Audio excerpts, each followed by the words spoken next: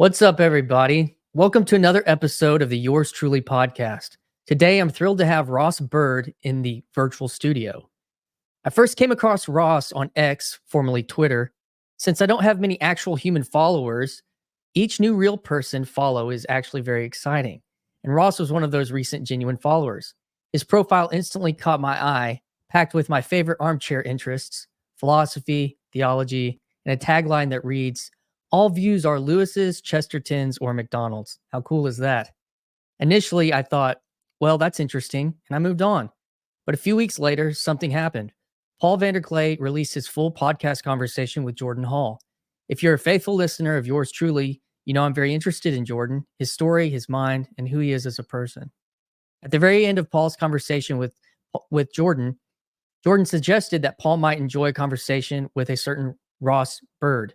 The name didn't immediately ring a bell, but hearing Jordan mention Ross piqued my interest. I hopped back on X to look him up and realized I had already encountered him. He was following me. I was so excited that I immediately sent Ross a DM to set up a future conversation. A little more about Ross. His pinned tweet reads, "New to Twitter, seeking fellow inklings with whom to test ideas and celebrate beauty and goodness. Episcopal background, mere Christian, undergrad from the University of Virginia, master's from Reformed Theological Seminary, run a surf camp on the Outer Banks of North Carolina, teach at Virginia Beach Fellows, interests, Lewis, Chesterton, MacDonald, Tolkien, and also Jonathan Pageau." He also writes on his Substack, Patient Kingdom, which I highly recommend. The link is in the description.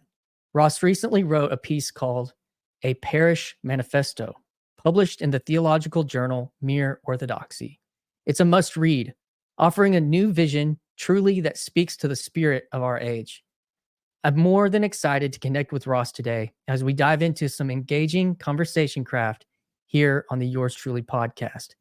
So without further delay, I give you Ross Byrd.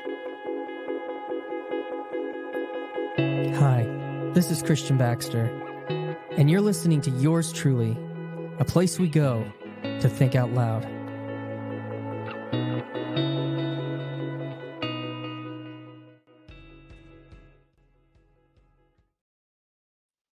Ross, thanks for being here today, man. Thanks for having me. It was a great intro. That's the little bit of writing that I do is centered around writing these intros. So I'm having fun with that. It's a good exercise, honestly, to like kind of a small discipline of writing in my life. So I'm actually thankful for it. Anyways, man, yeah, great. Well, welcome to Yours Truly. I was curious, and kind of a rhythm that I've been asking people is, how do you think you got to this conversation? I kind of explain how I get to the conversation. What kind of makes sense for how you got to this conversation? Yeah, that's a good question. Well, I guess most immediately we both had conversations recently with Jordan Hall, so that came up, and I guess he had brought me up with Paul Vanderklay. But I think we have some deeper connections, which maybe I didn't realize at first, which is just following that same little corner of the internet. I'm probably not as faithful a follower as you, though. I've seen you're really doing a good job of connecting well with so many folks around Paul Vanderklay and Christians who are following Jordan Peterson and Jonathan Pageau. I think Pageau is probably the one that I'm sort of centrally more focused and faithfully following, though I love Paul Vanderklay. I've listened to him quite a lot over the years, and I'm just grateful for what he's doing and kind of the community that he's putting together. But I am really addicted to Pageau's take on things, and so I keep coming back to that. I think he is one of the closest people to me who represents something like what Lewis was doing in his own day, which was he seems to have a voice. Pageau, Jonathan Pageau, and Matthew too. They seem to be really original, and yet they're bringing out something really old, and they're doing it at the same time. You know, it sounds new because they're bringing out just some of the oldest, most timeless truths in a new way in this moment. And I've kind of longed for that. I grew up with Lewis as kind of my guide and my mentor and my teacher. And I've wondered for years, where are the people in this season of life, in this place and time, who are doing something like that? And obviously, Jonathan Pageau has a very different background than Lewis, but for whatever reason, they both strike a similar chord for me. So Yeah, so coming from the Pageau pipeline yeah, into this space, yeah, and it is interesting, and I think a lot of this, curiously, is related to YouTube in a large degree, of going to this space and people start sharing knowledge, their repositories of things that they've learned, and for years, people are just consuming. And we're kind of like crossing this threshold now where people are then now participating in that conversation. We're actually kind of having a conversation with Lewis or with yeah, Peugeot, with each other now. Like you said, finding, where are the people? Where are these other inklings? And we have this interesting benefit of not having to be at Oxford with some very people with very esoteric interests that then can go, they can, clock out and head to the pub and talk for a couple of hours or so, or before they head home for dinner.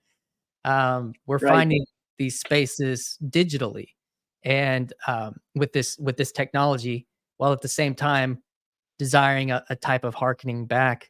So I gave you kind of a small introduction. Do you mind, like, kind of maybe unpacking a little bit more of like a personal journey, for whoever's listening, myself? Yeah. So right.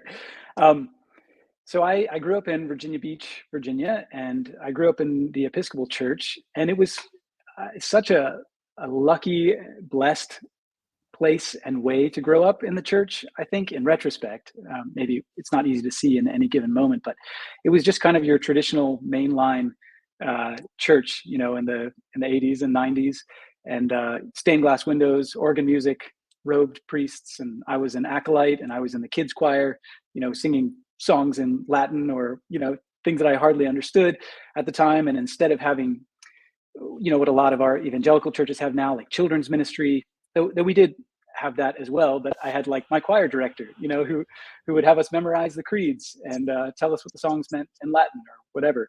And those were kind of my earliest experiences in the church, and somehow they captivated me. I was captivated by the whole thing as an acolyte, carrying this cross down the center aisle towards the altar, and then helping the priest with the Eucharist, and seeing him handle the elements and involve me in some small way as like a 10-year-old child in that process. It showed me what holiness is, and that we could somehow very carefully be a part of it, but deeply be a part of it.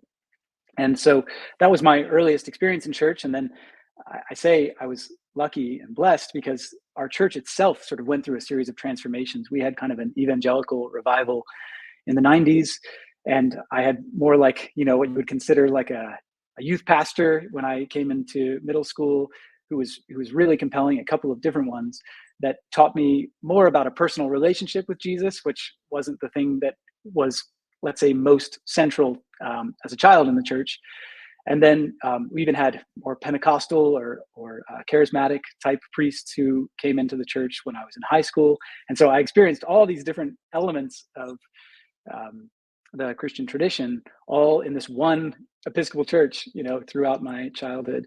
And so that's kind of my background. And it was during that time that I first fell in love with Lewis, who, I guess the way I talk about it now is, have you ever seen the NPR or listened to the NPR show, The Jefferson Hour? Have you ever heard of that? No. It's like before there were podcasts, I was an NPR listener. And one of my favorite shows is this Jefferson scholar. I can't remember his name right now. But he would spend the first half an hour with the host, and the host would ask him questions, and he would just be Jefferson. So the first half an hour, he was Jefferson, and he would answer questions as Jefferson would answer them, rather than his own opinion about Jefferson or whatever. He would really try to embody Jefferson's person and the way that he was asked questions. Like, well, tell me about how you justified holding slaves when you wrote this in the Declaration of Independence or whatever. And so he would answer as Jefferson, but then for the second half hour, he would be the scholar who would sort of answer his own way. Well, I think Jefferson was thinking this, and it's a brilliant idea for a show. And so I think somehow accidentally, a lot of my academic life growing up and still to this day has been to try to be a bit of that for Lewis, is to try to just continue thinking in my mind, what would he say? How would he respond to this or that? Not because he's Jesus or anything like that, but because his tone and his perspective and his creativity and the way that he went about things, I related with so well. And I could just tell he was a way, way, way more mature and wise version of some things that also came naturally to me. And so in a sense, he became sort of a father that I wanted to learn how he thinks and learn how he speaks. And so anyway, that's a bit of my background. So I went to UVA, married my wife when I was 22, and we have 4 children. I pursued ministry, worked for an Episcopal church during college and out of college as a music minister. And so we have that in common. I know you've done the same. And also worked with the homeless at this church and was going through the discernment process to become a priest. And slowly, through a few years, discerned that wasn't right. The Episcopal Church is a somewhat difficult place for evangelical Christians, and increasingly so, though I was thankful to attend a couple of Episcopal churches that were deeply Orthodox. But at the same time, when we got married, we started this surf camp. And so I've been running a surf camp almost accidentally for the last almost 20 years. This is our 19th summer. We're about to start. I'm actually in the beach house where we run it right now. I just moved down. So we live 8 months of the year in Virginia Beach. And I still do ministry, though it's not as straightforward as it used to be. For a number of years, I was more like a pastor in a church. Now I teach theology and write, and am kind of a less official minister of our community in Virginia Beach. And so I do that. And then every summer we move our family down here for the other 4 months to run our surf camp, which is actually the way we make a living, which I say accidentally because I always thought I would be just more of a straightforward minister in the church, and that's how I would make a living. But somehow the Lord had other plans. So that's there's a lot. Thank you for sharing that. There's a lot there. In our exchanges in messaging, I shared, I had been in ministry and recently have actually found myself back helping a community with music again, but not as a job, in a Christian group, and it is a different relationship to that as a result. And I think that's probably an area that we find resonance in coming to that space, but growing up very steeped in, you talked about being in an Episcopal church that was like embracing parts of evangelicalism. Well, I was basically raised in evangelicalism. Like I couldn't be more well defined by my history than that as a reality. Born in like 85, like came out listening to all the my parents had kind of a really big turnaround, like evangelistic type spiritual turnaround in their life, actually moved towards the charismatic movement. But we were listening to, CCM in the 80s, and I was only allowed to listen to CCM in the 90s. Like that was like our rule.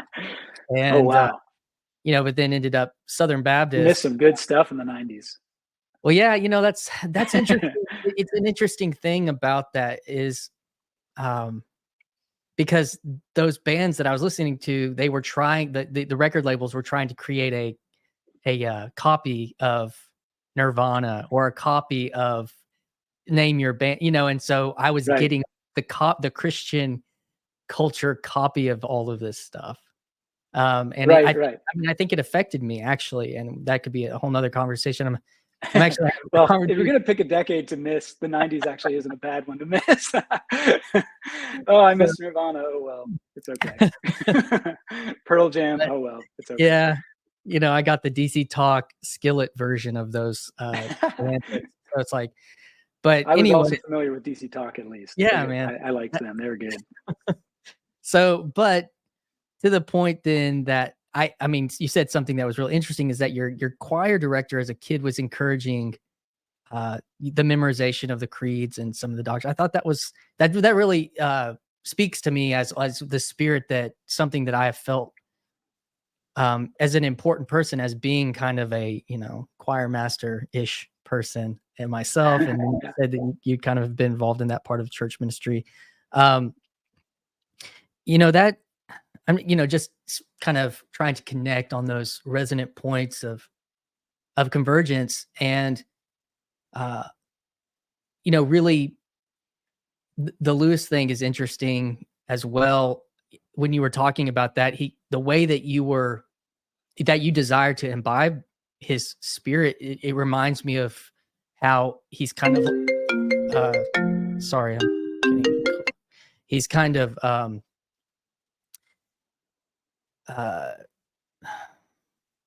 in like a Protestant saint is what I was trying to say. Yeah. These kind Yeah. of turning into something like that. And, I think that's interesting as well. And that he Yeah. was from your tradition. Yeah, Right. go ahead. True. Yeah. He was from my tradition, which helps. And I've seen how helpful that is. Wherever you come from, you're thrown into, and so you can't really help it. But it's nice when you can end up resonating with what you come from, because you can leverage it as opposed to carrying it around as a burden. And I feel like that's pretty much what everybody has to choose about their givenness in life. Whether they had a good father or a bad father, or grew up in a town that they loved or they hated. It's still part of who you are, like such a deep part of who you are, that you can't dump it. All you can do is either leverage it or carry it around for the rest of your existence. And so I'm Well, thankful that. that Go was ahead. my connection to Jordan Hall. Was I made a video that said how Billy Graham saved Jordan Hall, as a kind of wink and a nod. And I understood that because I used to go to trainings at Ridgecrest, outside of Black Mountain, for this camp ministry. Yes, Black Mountain. I see. Yeah, yeah. And I used to be a part of, and because of that, I was familiar with, oh, this is where Billy Graham's, monument is. And that's, regardless of directly, it's kind of implicitly within the culture of that place. And I was like, and that evangelized Jordan. Like, Absolutely, and absolutely. I that like was that me. thought. That was me, like you were saying, leveraging or like my evangelicalness. I mean, that is like Right. very, very directly tied. And so, and then I love that. he commented on the video that I made. I was like, not expecting. I had been on YouTube for like a month and I didn't know. And then that was what actually led to the conversation. But that's just to your point, that instead of being, ashamed of these things, like you were talking about, being like, well, what is the Oh good? yeah. What is the good here? And the reality of that. And, sometimes it takes a lot of healing and a lot of time to get to that. And uh, I think you're a few years older than I am, but kind of cresting that midlife is part of that. So I'm gonna real quick. I'm gonna pause this real quick. Okay, yeah, we're back. I think we were talking about, our heritage, maybe our spiritual heritage, and you said like leveraging that. Sometimes leverage can Yes. have like a negative connotation or something, but like seeing the value of that, I guess, is Yeah. Let it be a catapult that propels you forwards, rather than just chains that carry you around. I think people cynicism is so easy because it's always justifiable. Because there's always a reason to have the most negative take on whatever you're dealing with, because there is that negative take and it is true, and you can make a really good case for all the ways that it has ruined you and others. It will always be true, and so you can always stay there. But the trouble with that is that you underestimate the fact that you can't get away from it by critiquing it. It's still shaping you. It has still shaped you. It'd be like trying to critique the problems with the English language, when all you speak is English. It's like, okay, good luck with that. But you can do it and you can make some really good points in the abstract. and yet you have to use the English language to do your entire critique, and you can't escape that.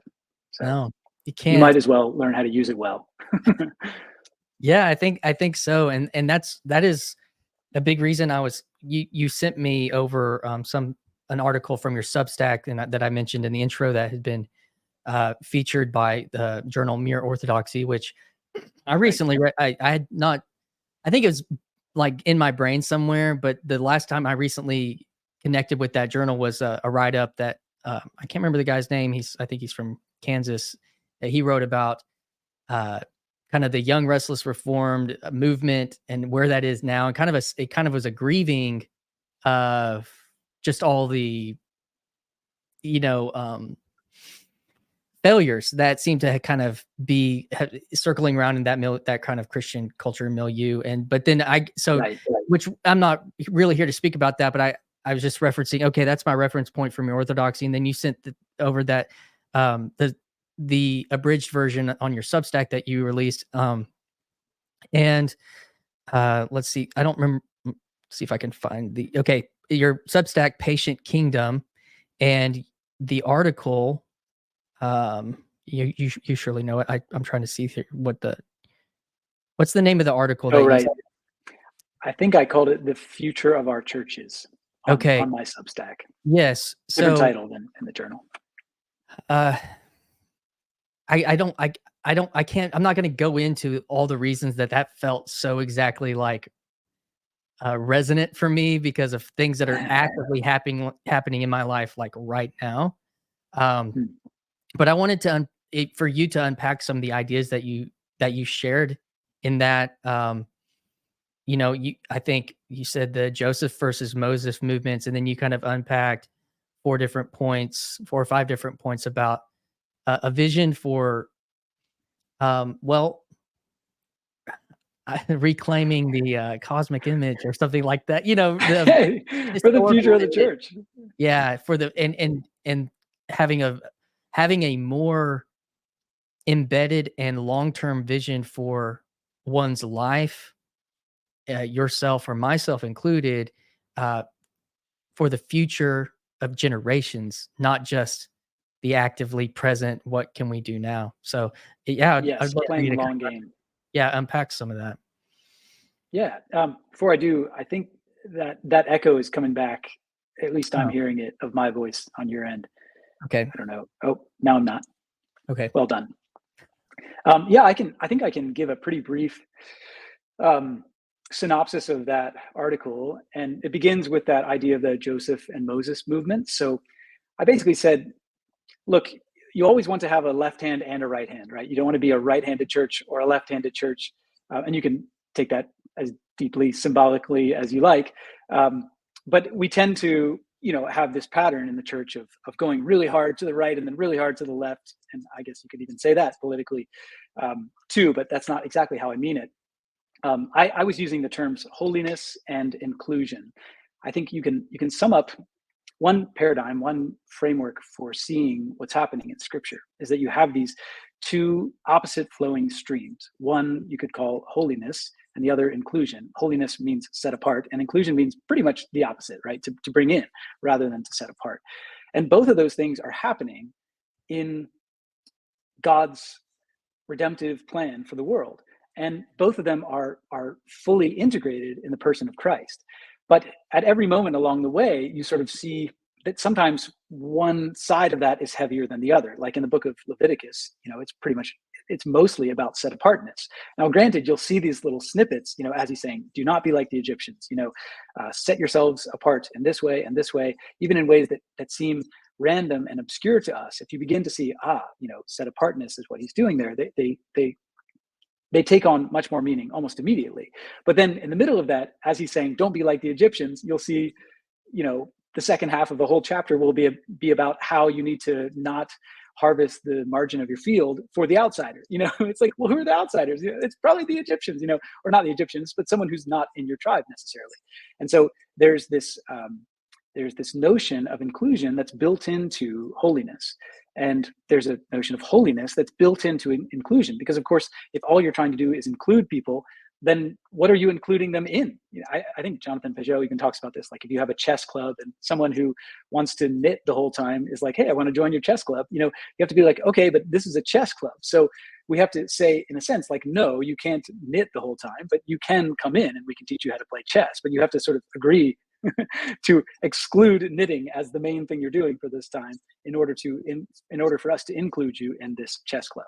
Otherwise, it becomes not a chess club. It just becomes nothing, basically. And then there is no inclusion. So if you see those two streams, inclusion and holiness, as moving in opposite directions, the question is, how do you get them to be integrated? How do you get them to be fully integrated? And at times what that means, and this is difficult because you can't just go like a third way approach, which is like, well, I'm inclusive and holy. You can, and that's true, because you have to be both inclusive and holy. But at any given moment, life is too concrete to just sort of settle for the abstract third way. Most of the time, you actually have to choose, how are we going to be holy in this moment, or how are we going to be inclusive? And in some moments, you have to choose at the expense of inclusion to be holy. And in other moments, you might even have to choose at the expense of what you thought was holiness to be further inclusive than you thought you were going to be able to be. Like Peter, when he has that vision in the book of Acts about inclusion of the Gentiles. And God, in that vision, actually, in a way, cancels out part of the Levitical code to him. He says, kill and eat. And Peter's like, no, that is unclean. But that uncleanness, which was a line of holiness before, is now being canceled out for the sake of inclusion of the Gentiles. Peter couldn't see that immediately because, of course, these distinctions were so strong throughout God's, redemptive process with the people of God. But the point is, in that moment, it was an inclusion moment. He was about to go to Cornelius's house, this Gentile, and to see how his whole family was going to be baptized. And so, anyway, all that to say, I labeled these movements, let's say movements that are more about inclusion and movements that are more about holiness, as like a Joseph movement and a Moses movement. So Joseph, of course, at the end of Genesis, he's sort of the last major story in Genesis. I think he might even be the most important for understanding Jesus, but that's kind of a hot take. But his story, of course, is that he's sold into slavery in Egypt. And yet, once he's in Egypt, God blesses everything he does with Egypt. It's not just, and he is set apart. He is holy compared to them. He's kind of a Daniel figure. But similar to Daniel, he is blessed mostly in the way that he ministers to Egypt and ministers through Egypt, even ending up to minister through Egypt to the people of God. His brothers show up and say, hey, there's a famine, please save us. They don't know that it's Joseph. And he's able to welcome them into the riches of Egypt. And then Egypt is blessed by the people of God. So there's this, if you want to say it, there's this sort of Billy Graham-esque moment of the marriage of, let's say, the culture and the gospel in Joseph's life, in a way. And that doesn't mean that Joseph still isn't holy and set apart, but the sort of main line of what's going on there is an inclusion paradigm. But then, of course, you finish Genesis and then you turn one page to the beginning of Exodus, and the first thing that happens there is it says, the Pharaoh no longer knew the people of God, and now they're slaves in Egypt. And so it doesn't take that long for this inclusion pattern to saturate itself. So where you once were partners with Egypt in a sense, and Egypt was blessed and you were blessed by your partnership with Egypt, now it is no longer a blessing. Now you're slaves in Egypt. And so the point I was making in the article is, I think we're in a transitionary moment. We went from a moment that I think Billy Graham is a good representative of, where he could fill stadiums with secular people, with hippies, in the 60s and 70s and 80s or whatever, and he could say to them, you need Jesus. And they would say, yes, and all these people were, even people in my own family, were converted through movements like that from a very secular way of seeing the world. And that was good. And we don't have to be cynical and say, no, Billy Graham never really understood anything. That wasn't the way. We really needed to, be doing this holiness cathedrals, high church thing the whole time. You could say that, and there might be good arguments for that. But my take is, appreciate your ancestors, like our immediate ancestors, at least if we're evangelicals, was that kind of movement. And it was a beautiful movement in a lot of ways. And a lot of our parents and even a lot of us met the Lord through ministries like Young Life or things like that. And so we can say yes to that, but then we can also say, but now we're slaves in Egypt. It's just, that's the moment, almost anyone in this moment, if you went to them and you said a kind of Billy Graham way of saying the gospel, it would not be as attractive to them, in my opinion, because if the gospel is come as you are, you can just come right in just as you are. We're just like you. We're sinners like you. Come on in. It's not as compelling as saying to someone, are you a slave to the internet? Are you a slave to addictions, to not being able to put your attention anywhere that you would like to put your attention? Do you go to bed anxious and depressed because you can't figure out who you are and you can't even figure out how to live in your own body? If so, then you could say fill in the blank with something really extreme and religious, like come pray the rosary with me, and people would be like, sure, yes, I will do that. Whatever the religious thing is, like I'll take all of it, the priests and the garments and everything, because holiness is so contrasted. Yeah, and it's the thing, it's the drought that we're living in. We're in a holiness drought, and maybe that's just inevitable at the end of a Joseph movement. But my take is that we need to begin something like a Moses movement, and that is not fun because it mostly means you're going into the wilderness. It doesn't mean you just get to be magically transferred to the promised land and inherit the new kingdom. So yeah, to kind of riff on that before we kind of get into those sub point, like the vision for right, you kind of lay out in that is how to do it.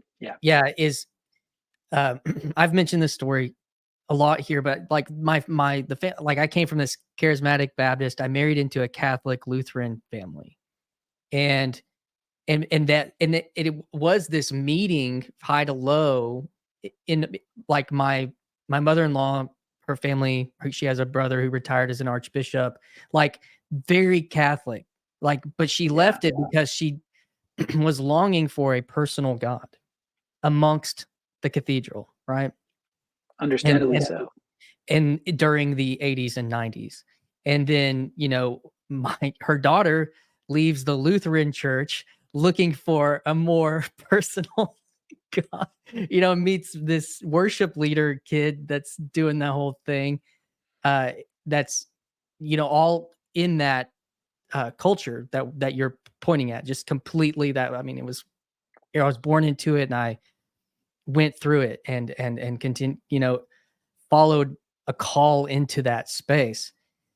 So there is that, and now it's almost like the culture is at a tipping point. I like your word, saturated by the come as you are, the inclusion, whether that's, I mean, the idea of the seeker movement, or and there's kind of two sides of it, right? Then there's also the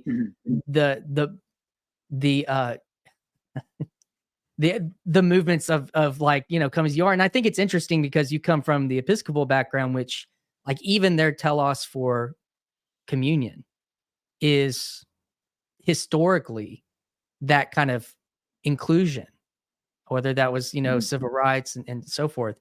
And I think, so we see kind of the two sides of that being played out, I feel like, and where, we want to accept this secular world or this you're saying holy, I would say in some ways, well, a more sacrilege culture versus a sacred culture. And that, and so it's like, get rid of the sacred, the sacred's too holy. It's too offensive to the sensibilities of this time.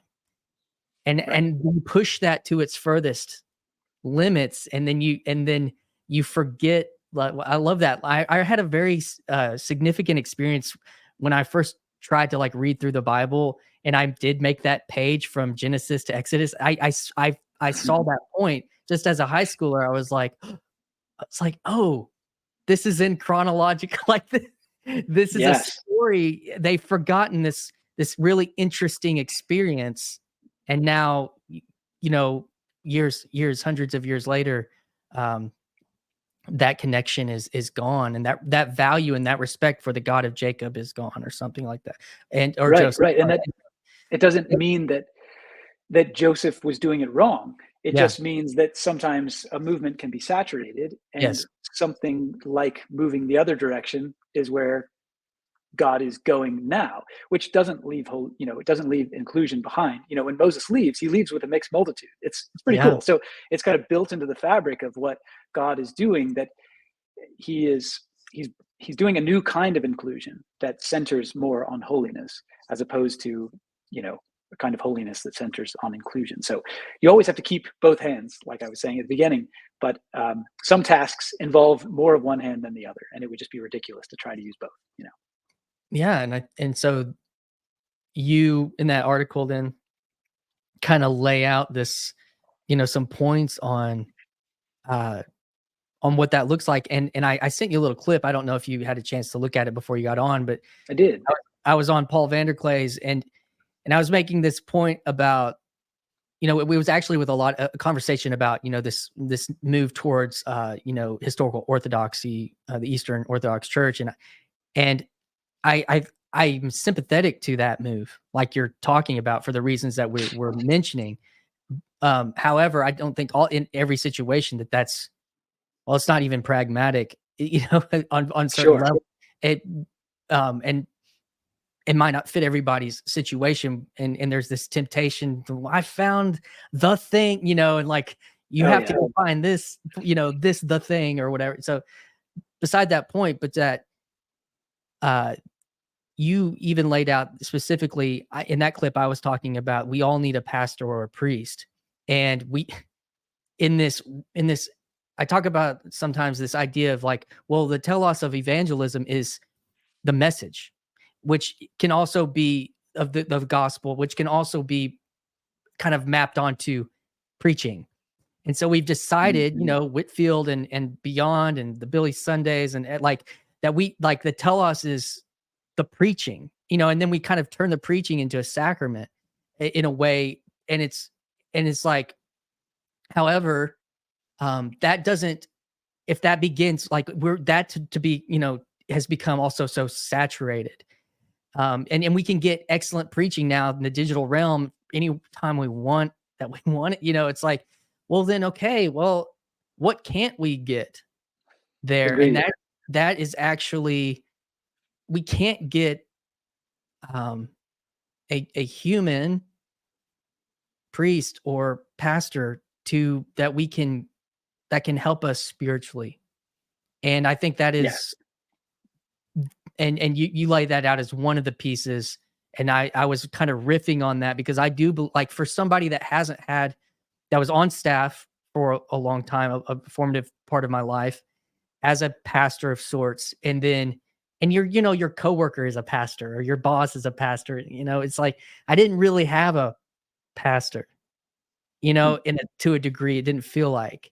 And then by the nature of how that played out for me, being fired, but then coming back to the church, that relationship wasn't like pastoral in a sense, it was different. And I find myself now being like, I want to submit myself to somebody that I believe in and that I trust is honoring their calling to be a pastor or a priest in my life. And so it's like, when that's one aspect of that resonating point that you were talking about in that article. So I wanted to kind of give you that context and then let you unpack other parts of what the downstream from this Joseph Moses thing. Let me take a step back because you said a lot there. So the paradigm, the way that I see it is with my goal too is it's not just like, let's bring everyone to, stained glass windows and organ music, and robed priests. I don't think that's the answer. I think you can only go forward. You can't go back. And forward for me means going forward with all my evangelical brothers and sisters. Most of my life has been spent, even though most of it has been in the Episcopal Church, has been spent being an evangelical and being among evangelicals. And my city, Virginia Beach, where we live most of the year, is full of mostly fruitful, non-denominational churches, that are probably more like where you grew up, with a kind of Baptist bent to them.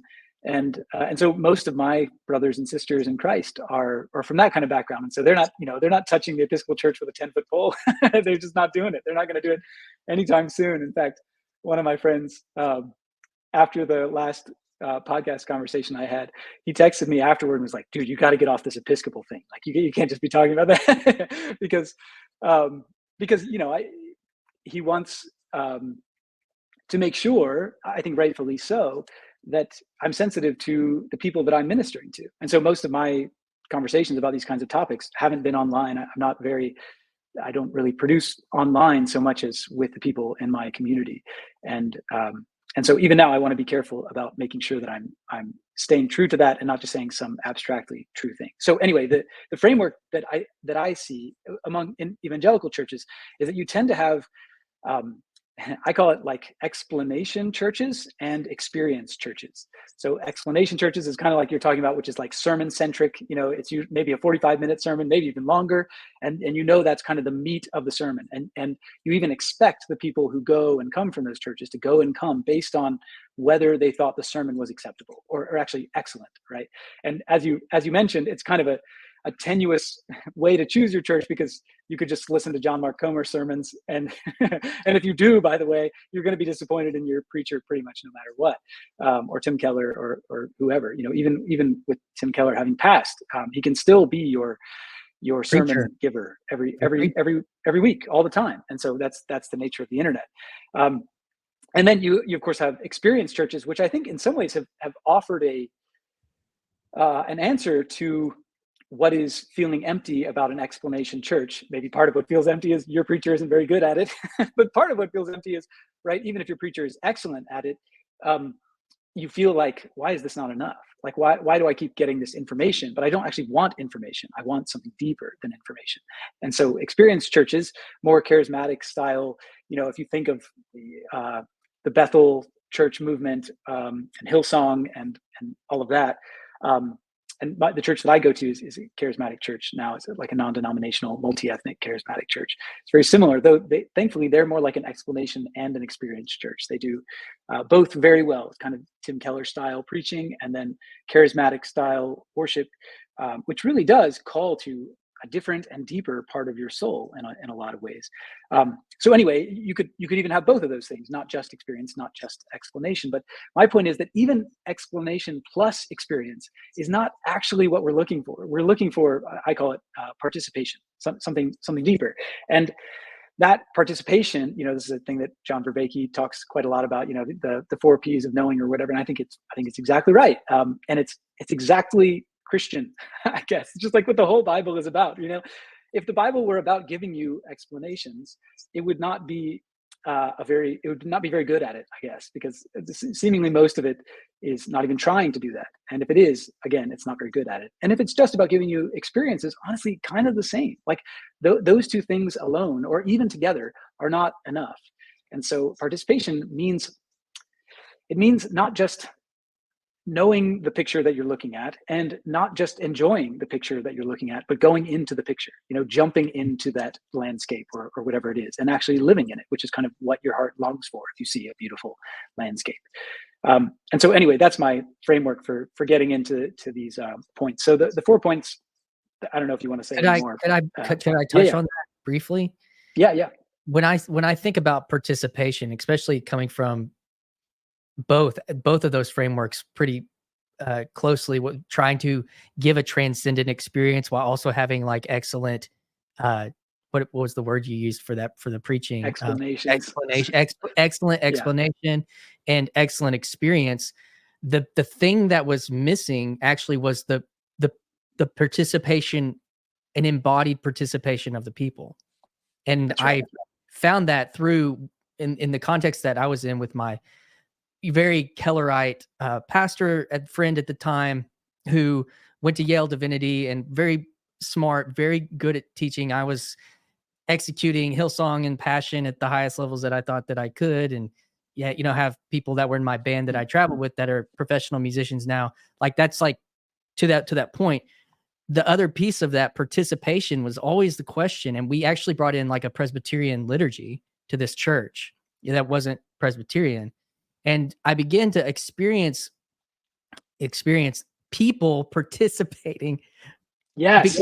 Because this idea, you're always looking, you want the feedback as the modern guys, like, oh, somebody's participating, hands up, eyes, somebody's participating. But that's such a subjective thing, and it's such a self-conscious thing. And the seeker movement was like, oh, self-conscious. But if you are intentional, with the call and response, that there actually is a highly participatory aspect to worship, connected to a highly experiential experience, connected to very good explanation. And I would venture to say that is, and sometimes we're just like you said, we're like aiming at one of these things or something. So that was my experience with that, and that I think that is an important part that is sometimes in modern context, people, if they haven't had like your experience growing up Episcopal, if they haven't had that, in my experience, marrying into a family that had high value for liturgical practices, which began a conversation, and then this Presbyterian guy gets hired at our low church, quasi Baptist. It's like, okay, and that was just that was a big contrast point for me. So just to riff onto that as well. So yeah, so I mean, if you just to riff a little further, if you see it like a soccer game, this is kind of just an obvious analogy, but you could explain a soccer game to someone and that would not be all that enjoyable to them, but they might somewhat understand what's going on. You could experience the soccer game as a spectator, and you could even ecstatically experience it. Like you could go home and say, in fact, I went to my first soccer game in Europe this past year, and it was an experience. Like it was like participatory, in a sense.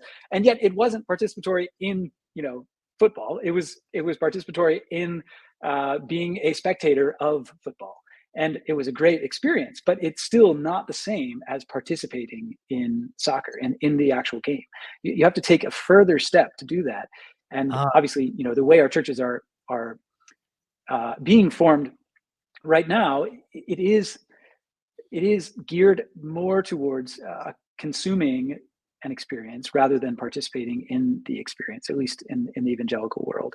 And that's always going to be a temptation even outside the evangelical world. People are going to want to, with the liturgy, you could just kind of experience the beauty of it without actually meaning what you say or realizing what it is that you're saying, even though you've been saying it for 50 years, or you could just kind of mumble along with it and just be like, okay, I went to church now. So it's not as though the high church way of doing things really escapes the trappings of the things we're talking about. But yeah, that's that element of participating, like you said, with one another, but also participating in Christ. Like communion itself is, the Eucharist is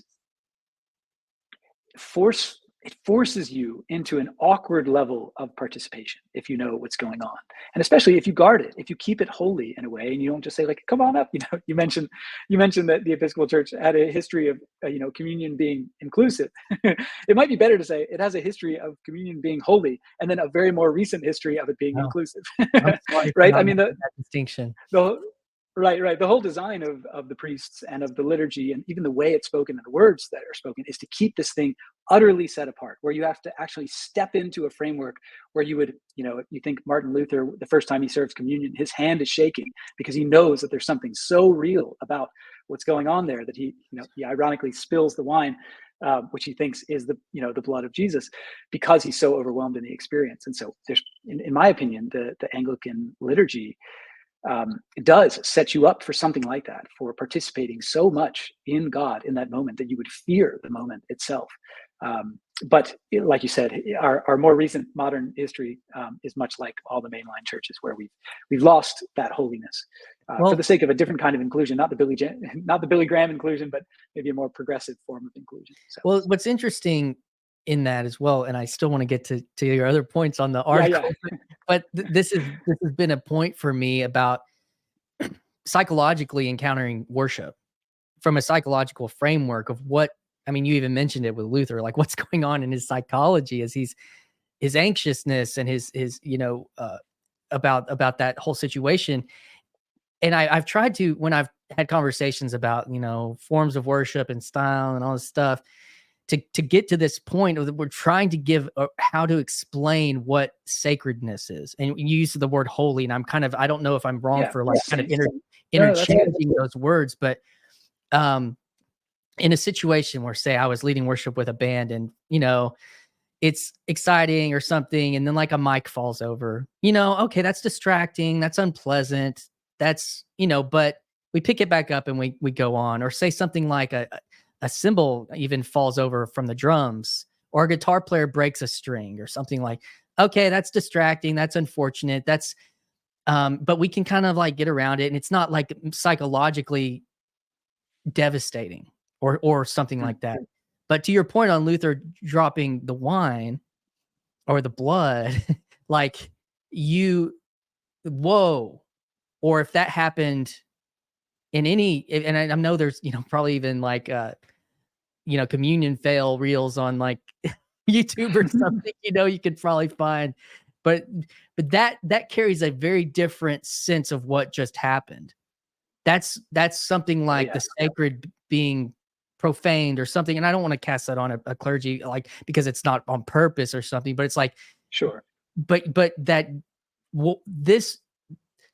that has a different feeling because we are collectively consecrating that time as something versus just that we want an experience.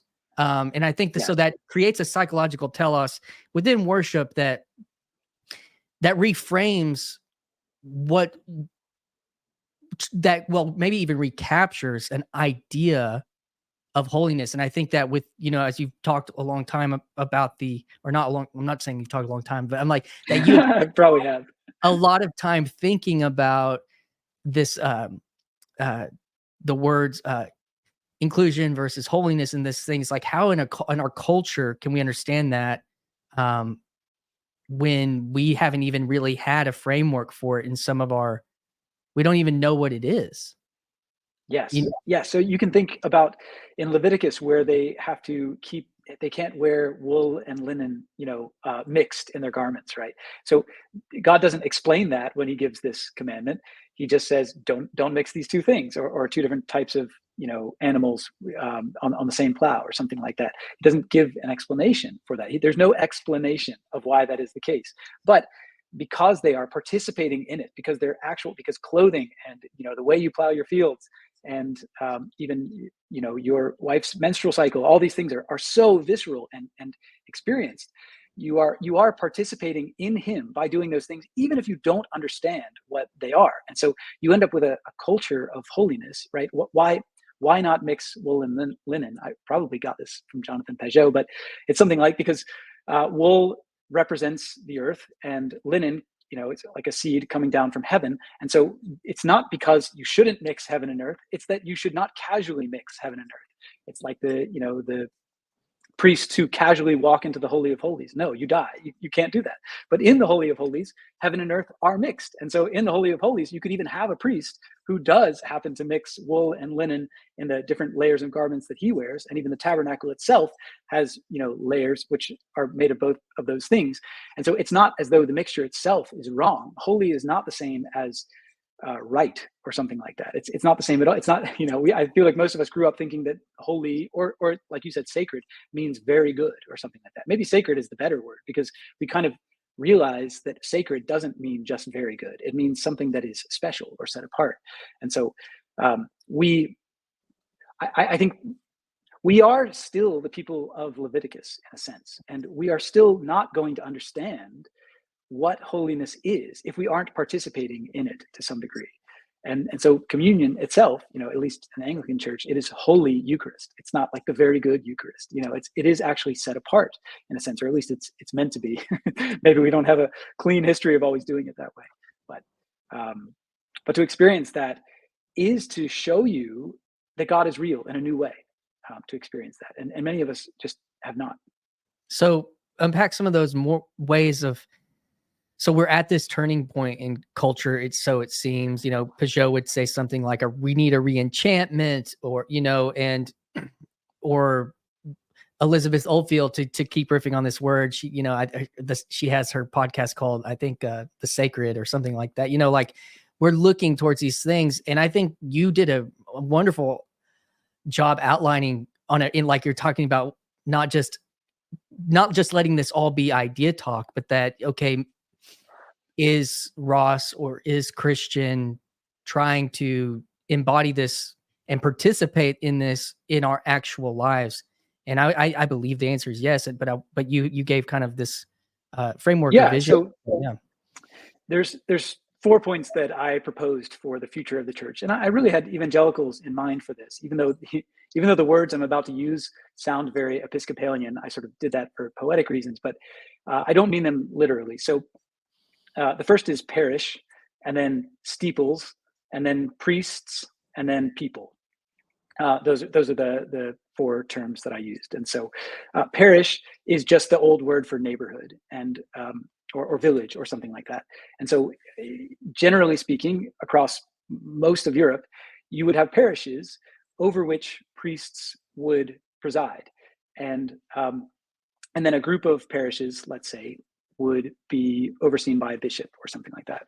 And so my meaning of parish is really that we should relocalize. We should see ourselves as villages, as neighbors. Love your neighbor is actually a better command than the internet version of that, which is love everyone, right? So the modern idea of love everyone is, of course, great. We should love everyone. The trouble is you can't do that. You can't actually embody it. So all it is an abstraction. Which you still, wield to judge people according to whatever your, moral standards are. But it's not helpful to do so because no one can love everyone. But you can, in some sense, I really believe that you can love your neighbor. And that's why it's such a brilliant command. But if you have no neighbors, or if you don't know who your neighbors are because you've been so disembodied by the internet, the automobile, and your job that's 40 minutes away, and your church that's 40 minutes away in a different direction, with people that, by the way, came from a 40-minute radius to get to that church, then where is the parish? Where is the neighbor that you can love? If you're coming, let's say, from a 30-minute radius, we'll be conservative, to come to the most excellent church in town, then you have friends in that church who literally live an hour away from you.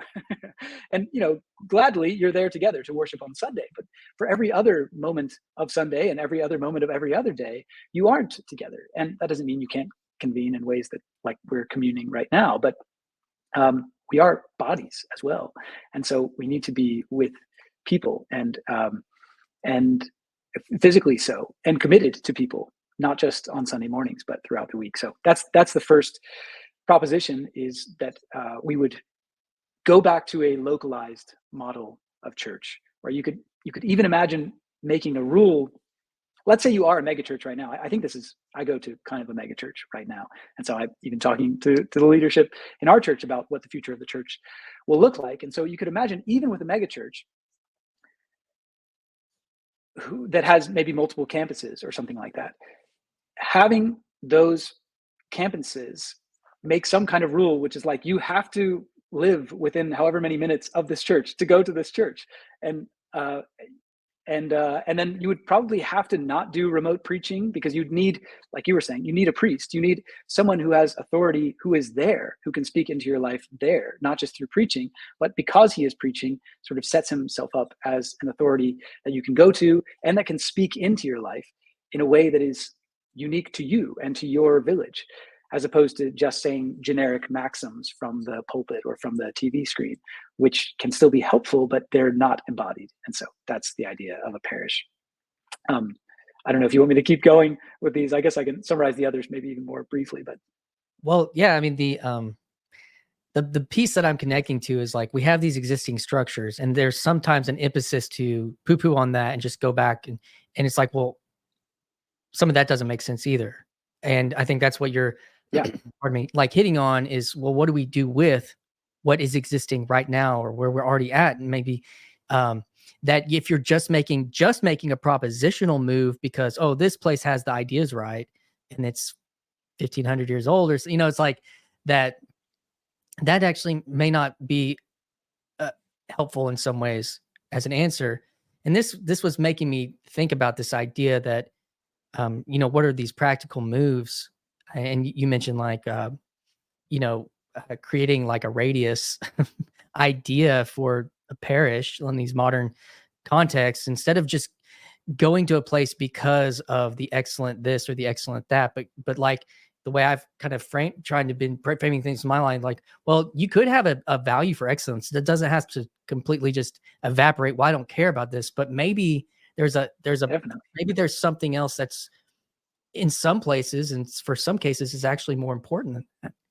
And deciding to place that above. Well, but this guy's so good, it's like, yeah, well, he is. You don't have to deny that, and But another piece of this that I was drawing out was I had a conversation with a guy named Justin Wells, who's got a channel called Justin's Morning Coffee. And I encourage you to follow him on Twitter. He does some really cool stuff on Peugeot if you don't. And he's a filmmaker out in LA. He's a cameraman. But he Cool. did this. He wrote a book called Truth, found in like documentary or something along those lines. And he was talking about these spiritual aspects that happen within documentary film, and one of them being confession. And you have sometimes a person who, you know, in the process of doing a documentary, it's kind of like a personal confession for them, and it's public. And sometimes it can be therapeutic. Actually, sometimes it can be traumatizing, depending on how it's cared for. And in that section, he was talking about that Carl Jung and Freud actually desired to secularize the office or the sacrament or the idea of confession within the church, and bring that and create an army of confessors that are our modern day psychotherapists. And so it's like, oh, so should we just get rid of all of therapy because look at this damn what they did? You know, it's like, or we have therapists in our churches that would probably make very, very good and healthy and wonderful confessors to that within this new world that we live in. And seeing that and elevating that office as being a part of a really powerful ministry as it has historically been within the church. That's just like how I'm like hearing when you're talking about like an idea of not like, well, we have to abandon this project and go back to the old project or something. So anyways, I want to say that, but yeah. No, that's good. That's good. So that I was going to add something, but I think I'll just save it because we'll hit on it in what's to come. But the second point is steeples. And I don't mean literal steeples necessarily, but it's easy to picture because in any American town that's been around for more than 50 years, you have steeples all over the place. They still exist. They're still there. They're mostly dead mainline churches, you know, that have 27 attendants if they're lucky. But the buildings are still there, and oftentimes they're beautiful, and they do what steeples were meant to do, which is point up. You know, they point to God. They're set apart in their own way. Even still to this day, it looks awkward to see a steeple with like a, you know, McDonald's on one side and a gas station on the other side. But when you do, you're sort of like, I know which one of those things is meaningful. You know, even the very structure of it points upward in more ways than one. And so obviously this was kind of the structure of ancient European and medieval European villages, was that you'd have the highest point be the church, and it would be kind of the center of the town. And then the highest point of that, of course, was the steeple. And so everything in the village is oriented around this point, which points upward. And you'd have, you know, a lot of times bells that would, you know, remind you of what time of day it was and to pray, or remind you that someone was getting married, or something like that. And again, it would point you back to the center, not just to the center of not just to for the sake of the community, but the center of the community, which is God. And so we obviously have lost that in most of our towns. That's not the way they're shaped anymore. But a lot of those steeples still exist. And I think that's because in some sense, we still sense that there's something there. There's something beautiful. There's something holy. In my town, we've just begun the movement of tearing some of those buildings down and building grocery stores in their place. And that makes me really sad. I wish it wouldn't happen. I don't really moralize about it because I think it's more than a moral issue. It's something like a need for set apartness and for beauty in even a physical space that a town needs. And so I'm proposing that our churches, whether they have steeples or not, still serve that purpose of pointing up and reminding others, even with the bells, whether they be metaphorical or literal, where the center of a community lies. And so they need to be beautiful, I think, is the key there. So we've Protestants have had a long history of being tempted to trade true beauty for truth, right? And so we should probably take back beauty without doing away with truth. So that's point number 2. I don't know if you want to add anything there. Yeah.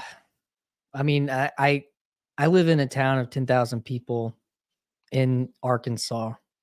So like those steeples, there's a restaurant on top of this hill that then descends into the town, and you can look out and you can still see them like sprinkled in the trees, like when you're looking down onto our small town. And I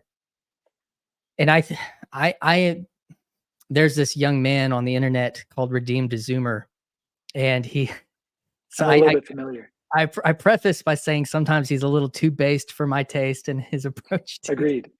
the culture. However, like, he's a young man. I mean, he's hit on this though. He's of a different generation that's looking at those things being demolished, like you're talking about. And he's like, we have to rescue this.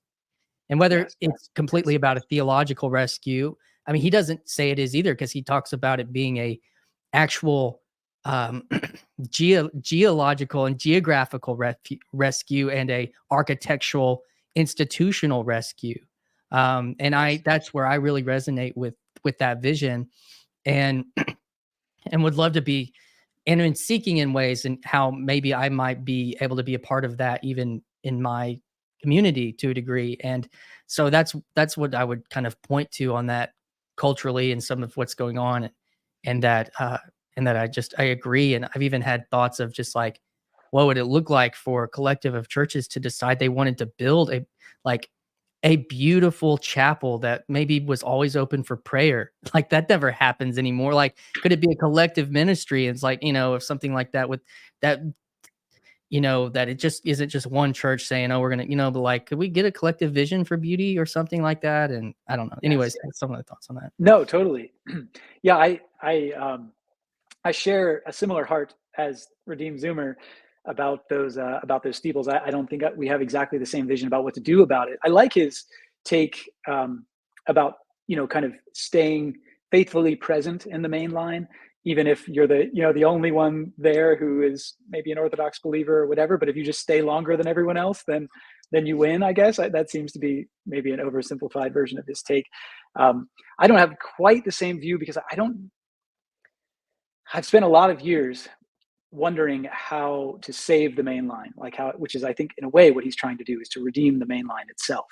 And I don't know that I still feel that way, because I just have such a heart for my evangelical brothers and sisters, all of whom, for better or worse, and I think in some ways for worse, left the main line years ago, or never even, were there in the first place, because they met the Lord in young life or in a non-denominational ministry or church. And so for all of them, I don't know that there's any way to bring them back into at least not into the Episcopal Church. He's in the Presbyterian world. That's a little bit different. And so maybe there's more hope there in the PCUSA than where I am. But what I'd like to do still is to renew and redeem those steepled churches. In my town, we're just we're about 1 million people. It's a big town and a lot of space. And well, maybe not 1 million in Virginia Beach, but in Hampton Roads, which is kind of the greater area. And it's such an amorphous suburban sprawl that keeps sprawling, that there's no hope for a center, and it doesn't need a center. It's not really a city so much as it is a suburb, but it could be a series of villages. And those steeples still mark places that used to be villages, where people used to relate, even not that many years ago, with their neighbors more than with anyone else. And so I think those steeples could still be a central place to bring people back together in an embodied, localized way, if we could reclaim them somehow. And I think it's really possible. My church in Hatteras that we go to, so for 8 months of the year, we're in this non-denominational multi-ethnic megachurch. And then for 4 months of the year, this crazy experience that we're giving our kids, we're in a maybe 25 person old Methodist church on Hatteras Island, which is just the one church really it's the only church that's in our village on Hatteras Island. And it has a congregation that dates back to like the 1750s or something like that. I mean, it's old, it's a cool church, but it's not evangelical really, or at least not straightforwardly so. It has a female pastor. It kind of has a lot of the trademarks of just what Methodism has become in some ways. I like it. It's familiar to me because it's very similar. We sing out of a very similar prayer book to the one I grew up with the numbers, up on the wall. I don't know if you're familiar with that. So my kids like, looking at the number and looking it up in the hymnal. Like even that is more tactile than, the projector and the screen. And in our megachurch, we actually have, in Virginia Beach, we have a pastor who's on a screen too for the sermon most of the time. So not live preaching. And so my kids are way more, in fact, sorry, I mean to go on this tangent, but our kids aren't even there for the whole service for that reason, because it's usually a 45-minute sermon and it's on a screen. It's like there's no hope that a 10-year-old, 5-year-old kid is going to hang on for that. And so they go to children's ministry, which is great, but it's not what I prefer. And so much of what I prefer is actually found in this, 20-something member church in this little village that isn't straightforwardly evangelical, and yet is still doing the church in deep ways. I mean, the first 20 minutes of our service each week is, they call it like joys and concerns. And so they just raise their hand and share joys, and then they share concerns and needs. And then those needs are, dealt with on the spot, live time, like, okay, can somebody do this for this person? Okay, good. That's the way the sermon begins, and or the way the service begins. And it's actually longer that we spend doing that than it is on the sermon. And so there's something profound about that could be easily reclaimed in our larger church. Well, our larger churches might have to become smaller in order to do it, but could still be reclaimed by those larger institutions. So, yeah, that's my dream. Maybe not in the short term, but a 50-year goal for what churches might look like again in my town. Yeah. Yeah, the third one, because I don't want to belabor this, is priests. And I use the word priest partially because because it rings kind of uncomfortably for most of my evangelical friends.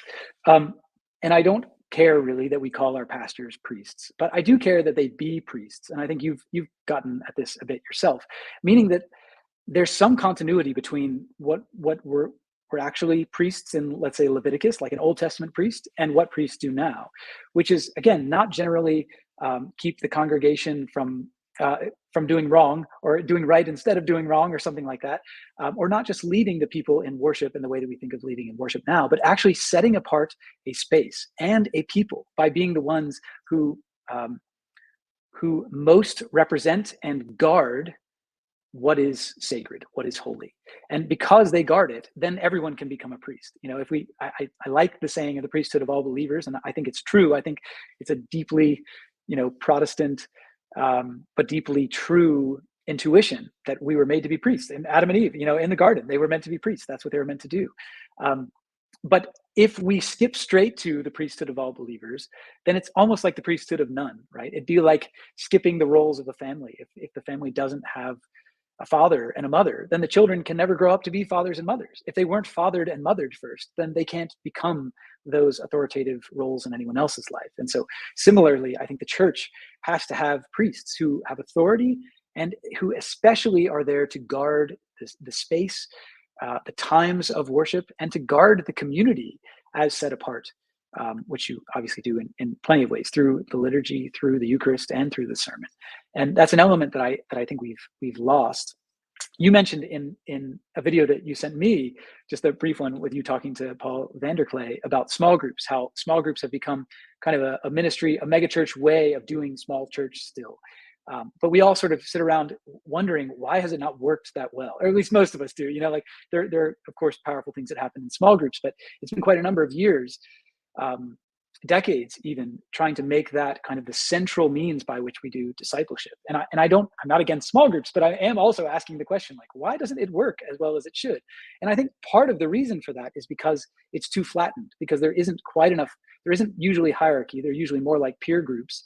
And the hierarchy both brings authority, but also it brings an authority who sets apart. That is, who sets the time apart. So we've started practicing this in our local community, especially with younger people that I teach. I'll say, like, you should even set apart certain group chats on your phone. Well, where if you have a certain group chat with friends, you should set apart one where you say, by the way, guys, this is holy space. This is not the place for your memes or whatever. This is a place where we only have one kind of conversation. We keep the conversation on that level. Whenever, even if we leave and don't, use it for 2 weeks, when we come back to it, it is still a holy space. And you can do this with your own living room, of course. And it's what we do with the Eucharist. We set apart the elements. We make them not like some kind of magic, but through our participation in Christ and through the liturgy, we set those elements apart from what would just be your typical bread or wine or whatever you eat and drink. And so we can do this in other elements of our life. And if we did, I think it would make even what we experience in our living rooms, what we call small groups, more powerful. And so that's a lot of what I mean when I say priest. Our spiritual leaders should be those who help us to be, who should be set apart, like, and they should also help us to be set apart. So it starts with them, right? If your pastor from the pulpit is always just saying, I'm just like you guys, he's wearing a t-shirt, just like you're wearing a t-shirt. And everyone's just kind of like, we're all just sinners here together. And I'm just kind of like riffing with you. I understand that. And I understand the kind of winsome appeal to that kind of sermon, but then you don't have a priest. You might have the guy who is on staff, who's in charge of the church, but you don't have a priest. And so you need, to some degree, to have someone who not only helps you to be set apart, but who you could look at and say, that is actually my spiritual father. They are actually further along than I am. Though the butcher, the baker, and everyone else can be a priest in their own right, someone needs to be an actual priest who shows the rest of us what the priesthood looks like. So much there, and it's funny because it's like, we have to be able to, I think, from what it sounds like, because you want to stay in this space. And it's the freedom. Well, it's the freedom to be able to say these things and stay in that space. I think that is actually the interesting thing. Instead of saying, oh, well, I believe this now, so now I've got to go where this is. Instead of trying to figure out, is there a way to embody this and cast a vision for these things to actually, instead of further divide, bring a further unification to history, to this historical uses of these words. And that's why I think it's an important, even the idea, the distinction between the words pastor and preacher is the preacher is the explainer, the pastor is the shepherd, and the shepherd creates boundaries and creates this idea of creating a consecrated text thread, a consecrated space within your living room, which just means with sacredness. I think that's what that means.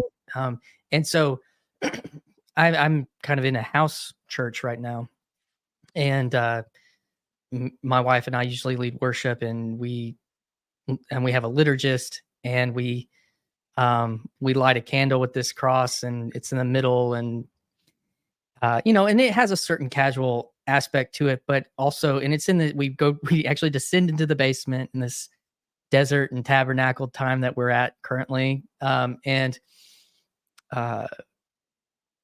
that is with intention, and it's not flat. And and I would say that to that point of the priesthood of the believers is that I am a priest, yes, but I'm not everybody's priest.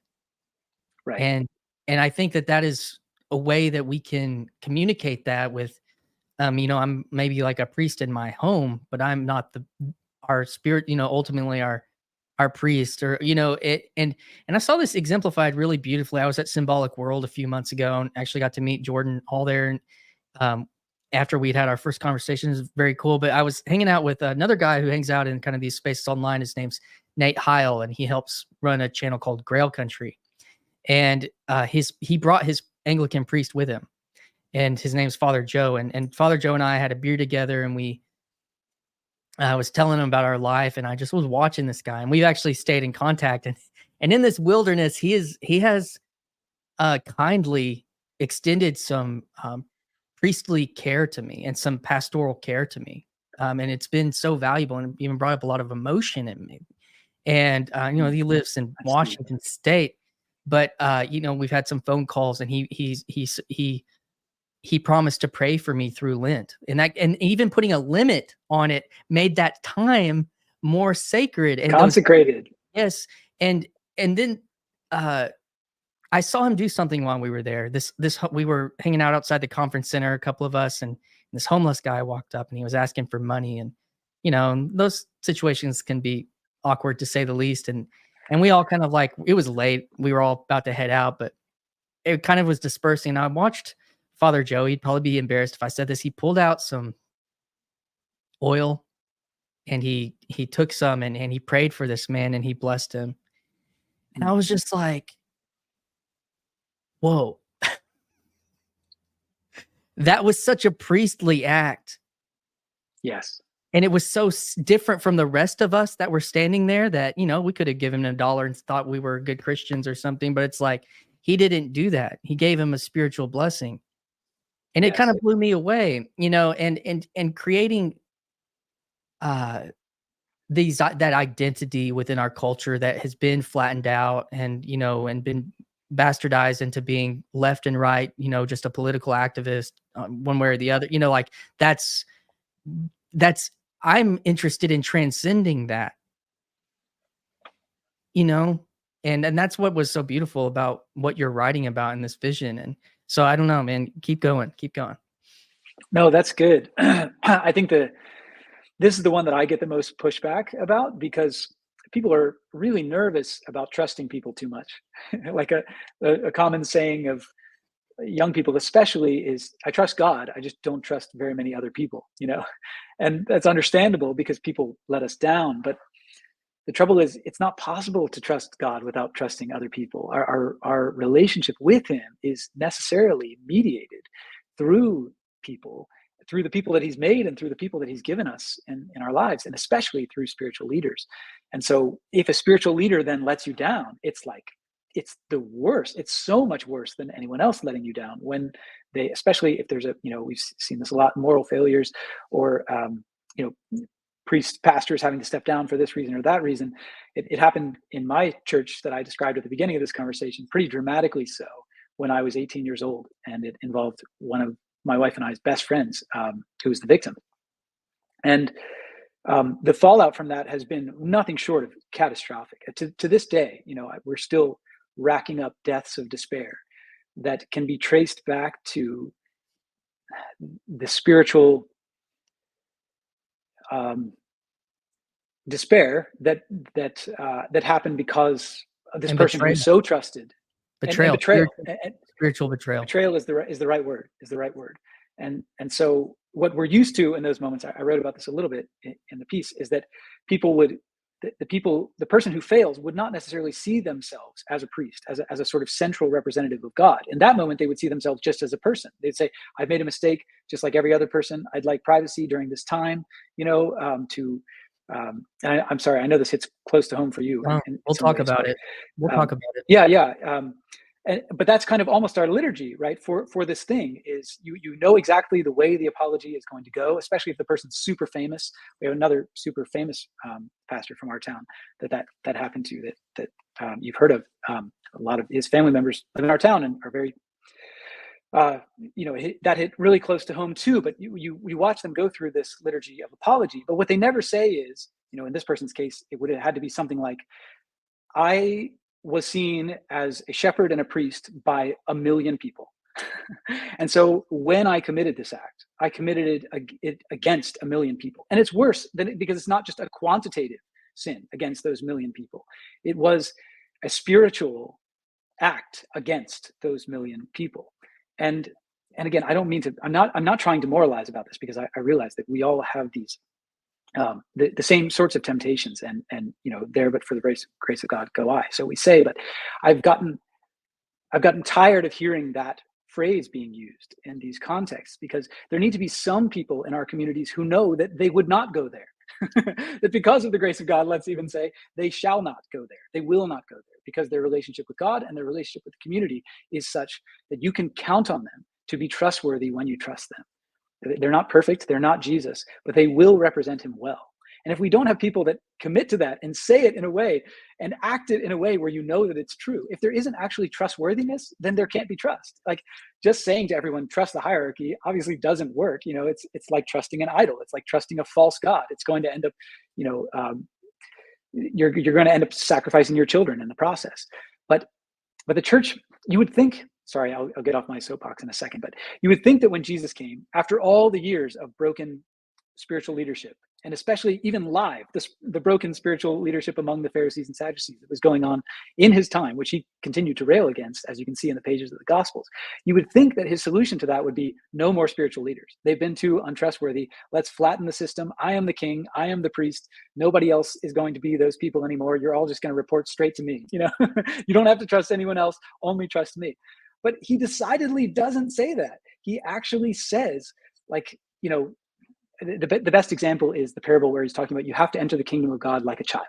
So when he says that, what he's saying is, you actually have to, like a child, look to your father and mother, though they're imperfect, to be able to enter this life. If you didn't trust the people that are, keeping you safe in your very home, who are teaching you the very language that you speak and all those things, even though they might be harmful in their own ways, you can't even become an adult. You can't even become a human being in some sense. And so I don't think he's only talking about trusting other humans. He's also talking about trusting God, but I think he is, because the way you can tell that he is because the very next sentence after he says that, and it seems like a very odd juxtaposition, is he says, and by the way, if any of you lead any of these little ones astray, it is better that you'd have the millstone wrapped around your neck and you'd be thrown into the bottom of the sea. That's all one passage. Like when he says you must enter the kingdom like children, and if any of you lead these children astray, it's interesting. He's speaking both of those things to the disciples because he's realizing that they are following him like children. So he's saying, you must become like children with regard to me.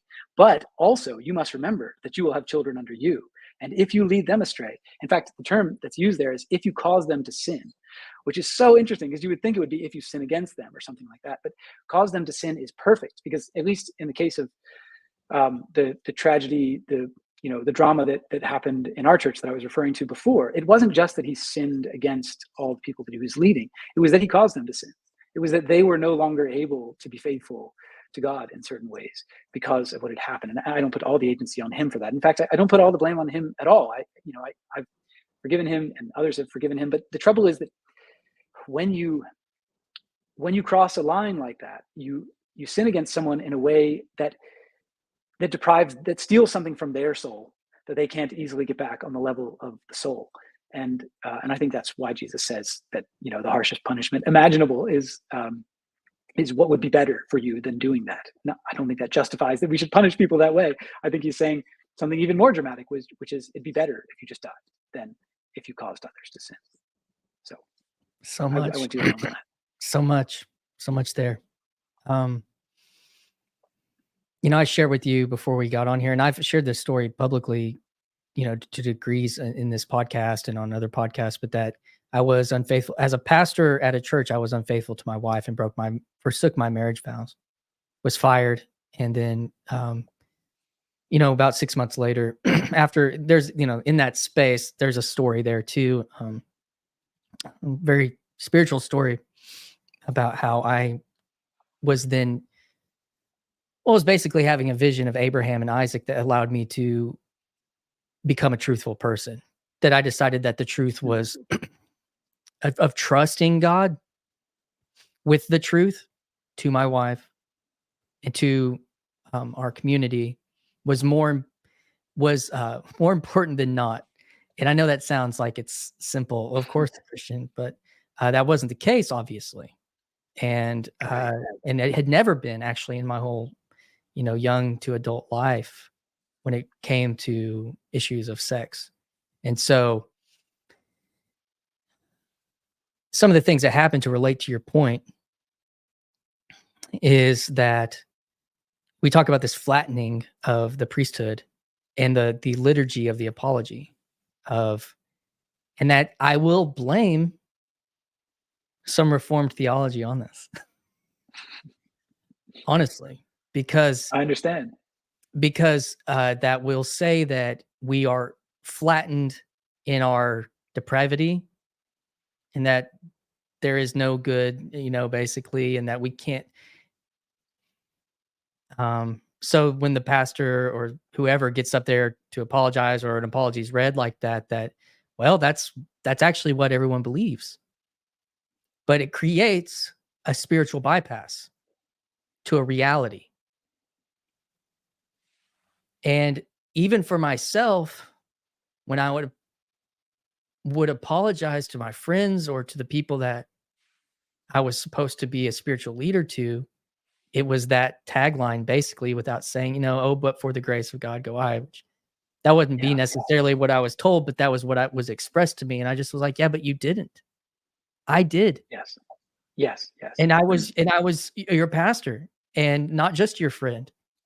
And I'm not having to call people out for their not being as dude, not to elevate myself, but to elevate the office. That's right. That's exactly right. And that flattening, because it's like, well, yeah, sorry, I'm a sinner just like the rest of you. So, hopefully you can forgive me because I'm just like you. And that is actually a problem with not having, and it creates a cognitive dissonance for people because the hierarchy is implicit within us at so many levels. It's a reality that we operate with at all levels of our life, in our families and our businesses and in our relationships and in our churches and in our governments. And I mean, the whole thing, Jesus, the one and the two, and then the 12. And, it's just like you were pointing to. And that is why that's not handled in a healing way for the church. And that's why because we're not actually acknowledging that office and the trust, that's because it's more awkward, because, man, I love this guy, or I like this guy. I don't want to, condemn him like Jesus did, but like there's actually an appropriate amount of shame that you should come face to face with, that you participated in, and what you did, what I did. But then there should also be an appropriate amount of, hopefully, of love and forgiveness and reconciliation, but not by bypassing the shame. That's right. And so, to your point, and it happens all over the place, and culturally we don't, that unless sometimes it crosses, like, say, something like an illegal line, we kind of just say, yeah, man, it could have been me, to these pastors. And then, he's just a sinner like you and me, so it's okay if he goes down the road without any fruits of repentance and starts another church. And it's like, even though I don't respect the guy, well, maybe, he's a sinner just like me. That's a problem. Yes. Related it is to a problem. what we're talking about. Because if you're only comparing your righteousness to God's, which seems like pretty much the standard, the standard the Protestant standard, which is like everyone falls short. All have sinned and fallen short of the glory of God. Again, it's sort of like imagining that you're a child without parents or something like that. When you get in trouble with your parents, there is some built-in assumption that you're in trouble with them, not just with God. If every time you're in trouble, your parents were like, well, we could have done the same thing, but you're in trouble with God, there'd just be no way to learn like what is right and what is wrong. You actually have to have some kind of embodied, built-in trust that your parents are better than you, that they know better than you, that they do better than you, that they're more mature than you. They have wisdom. Very similarly, that they have a wisdom that you don't have, so that when they say don't do this or stop doing that, you are kind of answering to them as though they are God. When Moses is called, God says, you're going to be God to them and I will be God to you, in a sense. And of course, he doesn't mean that Moses is God, but he means that he is a priest, that he is a representative of him, which is funny because he's not a Levite, he's not Aaron, but he ends up himself. He's more like a king. He's more yes, like he is. He is.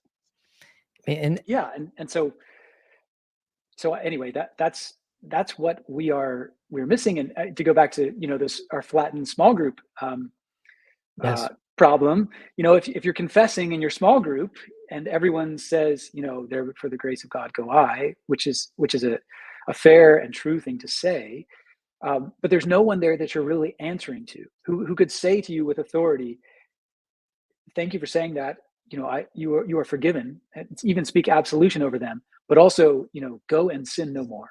Do not even think about going back to whatever tempted you to do that in the first place. And here's how we can work together for you to not end up in that situation again. And by the way, I'd like you to take a break from that thing you've been doing in our church that has some spiritual authority until we've worked together through this thing and you feel like you're in a place where this isn't going to happen again, or something like, all those different layers of it's not just, you have a responsibility to your family, to the church. There's a lot of layers when we confess, and a lot of them are lost in that flattening that you're talking about.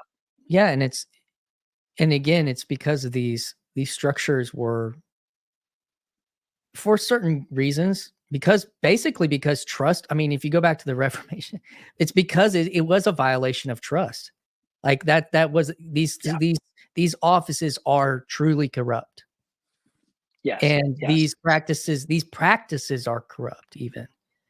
And as a result, we just flatten out the whole thing, or that it got flattened to a degree. And it got we don't necessarily have to blame that on Luther and Calvin, but But Over time. certainly through their followers over time, we Yeah. have concluded that no one is trustworthy but God.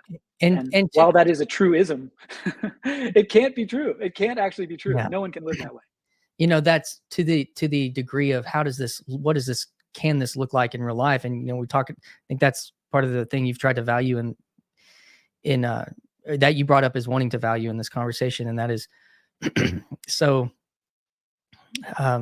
calling into conversation with the people that are already your pastor or your preacher, and seeking to encourage them to take up the role of spiritual father, Yes. encouraging them to lean into within the limits and bounds of even maybe their confession, and that's fine, but to lean into that idea of, instead of only identifying as a preacher, but also then identifying as a pastor, as a shepherd, those types of things. And what does that look like? Creating boundaries and helping protect these people, and hey, sheep, you're going to run off the cliff, come over, which was what you were kind of alluding to within that small group discussion, and that kind of thing. And Yes.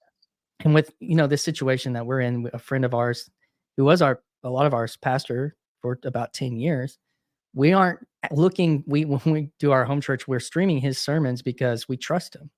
Not because he's Tim Keller, or that he's, name your John Mark. We could get those sermons if we wanted to. We don't, because we trust him.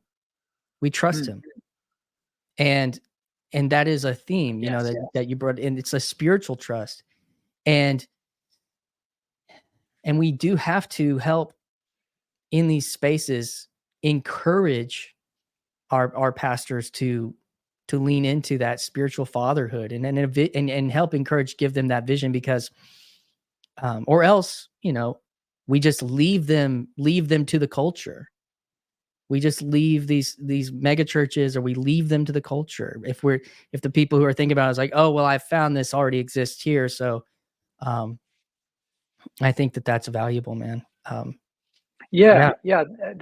said. I think I wanted to just add one thing, which is, well, maybe two little things. The first is quick, which is pastors. Pastor is a fine word for it. Like, we don't have to use the word priest like I'm using. If you just say shepherd or pastor, already you're saying, like, you're the one who tells the sheep where to go, or if you don't tell them, you're literally leading them with your body where to go, and with your rod to some degree. And so, when Jesus says, "Feed my sheep," he's talking about something like that. So, and I think I forgot my second point. That'll be enough for now. But yes, agreed.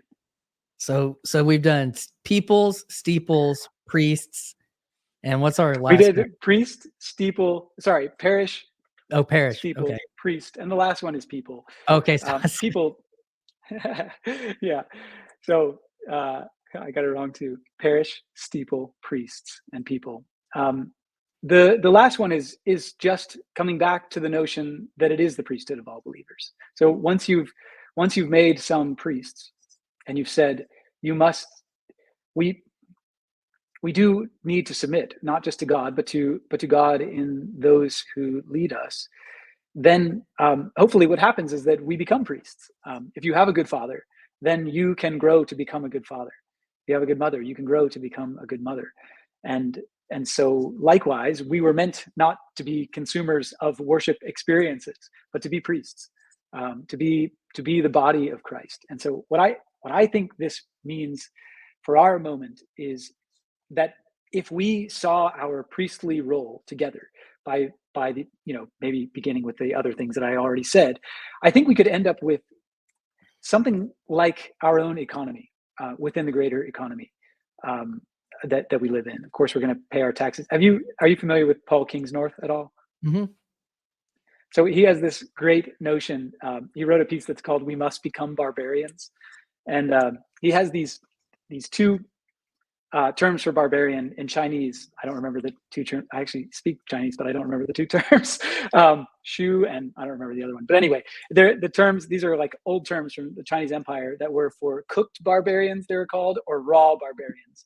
So raw barbarians, he says, were those that the empire saw as just like fully you can't do anything with them. Basically, they're just always going to be on the outside. They're never going to answer to you. And honestly, it's not even worth fighting them, because they'll die before they'll answer to you, basically. And he says, like, there's a place for that.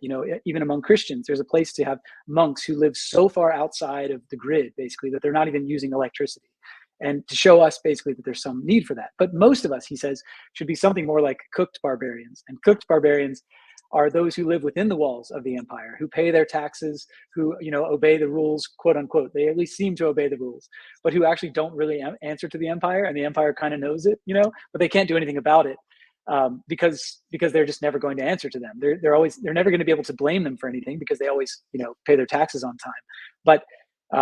But their king is of a different nature than the empire's king, and their rules are of a different nature even. And he also calls them jellyfish tribes, which is a pretty great term. It's basically like too hard to pin down, So they're doing their thing. They're kind of operating on their own economy. They're not really ruled by the market or the state, because they just don't obey those rules. Of course, they'll use money and they'll buy things and they'll go to the supermarket like everybody else. But at the end of the day, they're not actually counting on money. Like, they don't actually have to go back to become a slave to mammon for another day and another day and another day, because their economy runs on something else. It runs on love of neighbor and love of God. Mm-hmm. And I really think there is such a thing as an economy that runs on those things. And I don't mean this in some radical way, like you have to do away with money or do away with paying your taxes or something like that. But I think we could become, once again, cooked barbarians who are inside the empire but not ruled by the empire. It's kind of a mix of Joseph and Moses, if you will. And I think really that is our place in this time, because we still live within Egypt and we live in an Egypt, but I don't think we can be married to Egypt, at least not in this season, not in any profound way. So that's the vision for people, becoming a people, right? Kind of like the Greek word, like, ethnos or whatever, a nation. We should be a nation unto ourselves, even though we exist in another nation, and we can still be patriots and we can still care about who our senators are or whatever. But we've got to realize that the real economy is local. It's among our neighbors.